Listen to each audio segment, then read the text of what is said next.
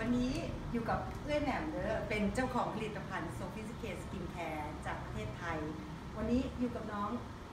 ลีวันนี้เราอยู่ที่ร้านอย่างหวาโมเดิร์นซอฟวันนี้สอบนาปกติเรามีร้านอยู่ที่ไอเต็กหวามีร้านอยู่ที่ไอเต็กสาขา2เป็นยูจบมณีคนต้องจบมณี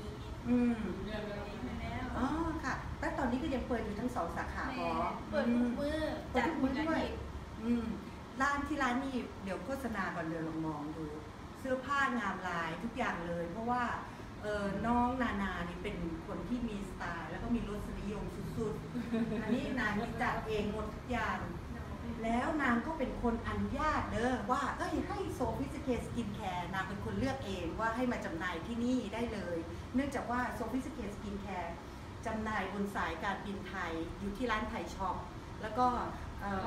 เครื่องบินสายการบินนกสกู๊ตแล้วก็เครื่องบินสายการบินไทยสมายซึ่งบินมาที่นี่ด้วยที่เวียงจันทร์ด้วยหลายท่านขึ้นบนเครื่องไปเสร็จเห็นภาพนี้บนหนังสือ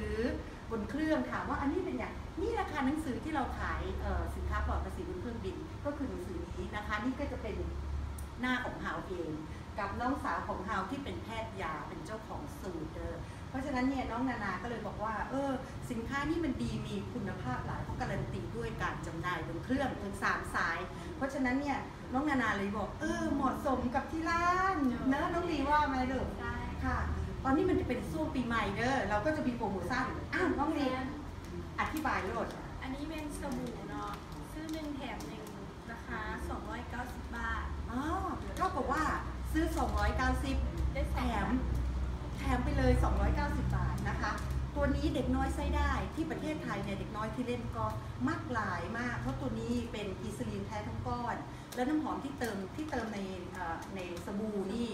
มันจะเป็นน้ำหอมปกติเนี่ยมันจะมีอยู่3 ระดับน้ำหอมนะเกรดต่ำสุดก็จะเติมในสบู่เกรดที่ดีขึ้นมานิดนึงก็เติมที่บอดี้โลชั่นเกรดที่ดีที่สุดก็คือเฟเชียลเกรดคือเกรดระดับของคอสเมติกของเราใช้เกรดของคอสเมติกเพราะฉะนั้นเนี่ยในคนที่แต่งหน้าเนี่ยก็คือบทแพ้น้ำหอมที่อยู่ในคอสเมติกดังนั้นเนี่ยผู้ที่เคยแพ้สบู่บางทีบอกได้แพ้ตัวสบู่แต่ว่าแพ้น้ำหอมที่อยู่ในนั้นถ้าใช้ของเราก็จะบอกแพ้เพราะว่าเป็นเกรดคอสเมติกแล้วก็ตัวมันเองใช้เป็นกิสลีนแท้ทั้งก้อนบะแม่นไขมันแบบต่ำๆเพราะฉะนั้นเนี่ยคนที่แพ้ไขมันต่ำๆใช้แล้วสิวอาจจะขึ้นหรือหน้าแห้งตึงนี่ใช้ตัวนี้จะบอกแพ้เลยเด็กน้อยใช้หลายมากที่ประเทศไทยสั้นเนาะปีใหม่1 แถม 1ต่อมาเป็นตัวนี้เป็นเซรั่มสีทองใช้แค่3 หยดทาให้ทั่วหน้าราคา790แถม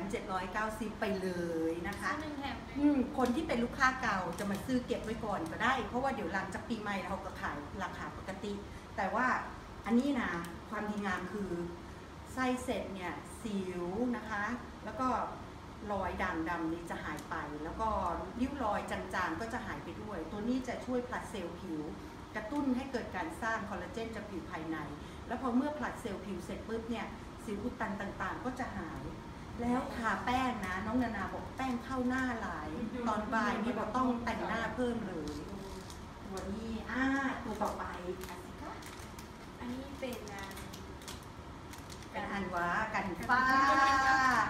น้องลีบอกรู้เพราะว่าบอได้ลืมเพราะว่าน้องบอกมีฝ้าไงแต่นี่ดูหน้าเฮาเฮานี่เท่าแล้ว50นี่บอกมีฝ้าเลยทั้งที่จริงแล้วอาชีพเฮาที่อยู่ที่เมืองไทยเขาเปิดโรงเรียนสอนกอล์ฟเลยต้องตากแดดตลอดนี่บอกมีฝ้าตัวนี้ก็ทาบางๆเฉพาะกลางคืนแต่ถ้าเกิดว่าผู้ใดเป็นเยอะมากอย่างเช่นแบบเป็นปื้ดแล้วยังเป็นจุดๆอีกก็ขอให้ใช้จุดๆตอนเช้าแล้วก็ทาข้างหน้าเบลนก่อนนอนเพื่อให้สีผิวมันสม่ำเสมอแต่ถ้าผู้ใดเป็นแค่นิดหน่อยหรือว่าผู้ใดเป็นแค่กระหรือว่ารอยสิวดำๆอยากหายนี่ก็ทาแค่มือเดียวก่อนนอนเท่านั้นส่วนตัวนี้ราคา490 บาทปกติแถมค่ะไม่ต้องซื้อเพราะว่าใช้ตัวนี้แล้วมันก็ควรจะใช้ตัวนี้ตัวนี้เป็นกันแดดของพวกเราดีหลานเนาะใช้เสร็จหน้านี่บมันบวอกบเกิดสิวอุดตันเลยแล้วก็หลอดบรรจุนำเข้าจากเยอรมันเป็นอย่างต้องใช้หลอดบรรจุนำเข้าจากเยอรมันเพราะว่ากันแดดเนี่ยโดยธรรมชาติถ้ามันอยู่ในหลอดบรรจุที่พอดีปุ๊บนะมันจะละลายหาผิว เคยบอกที่ว่าเราบีบเสร็จแล้วอุ้ยเป็นอย่างเนื้อมันเป็นเม็ดๆหรือว่าบางทีเราบีบออกมาเสร็จเฮ้ยเป็นอย่างมันเป็นแบบน้ำมันออกมาแล้วตัวครีมตามมาที่หลังนั่นแหละคือพลาสติกมันบดีมันออกมาปัดปนกับเนื้อครีมแล้วแต่ตัวนี้